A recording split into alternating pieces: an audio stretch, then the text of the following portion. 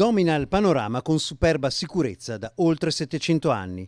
Ora per il Castello Superiore di Marostica è venuto il momento di riconquistare, oltre alla sua assoluta bellezza, anche tutta la dignità di ospitare visitatori con l'opportunità di godere uno dei panorami a più ampio respiro sulla pianura veneta, cosa preclusa in passato perché il meraviglioso belvedere era un parcheggio per il ristorante. Se noi vediamo qui fuori, questo è uno dei più bei panorami del Veneto e automaticamente è anche uno dei più bei panorami d'Europa. Sì, noi lo riteniamo uno dei punti di forza del Castello Superiore e anzi, proprio per questo, nel progetto iniziale di 670.000 euro che vedono solo il restauro del locale adibito a ristorante all'interno delle mura del Castello Superiore, verranno creati delle balconate e dei belvederi, proprio come erano in origine nella struttura, cosa di cui la Sovrintendenza è stata molto contenta.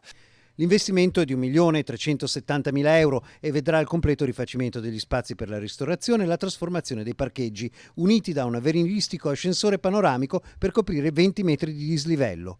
Una volta saliti, Marostica avrà un nuovo polo turistico e il panorama avrà la cornice che merita e non le lamiere delle automobili parcheggiate. Importante che il bando assegni la gestione a chi valorizzerà il territorio. È una sfida, sappiamo che dobbiamo lavorare molto su quello che sarà il bando di affidamento della gestione, però sappiamo anche che stiamo offrendo uno dei posti più belli di Marostica, un panorama che dice tutto, basta guardarlo, un panorama che ti lascia senza fiato.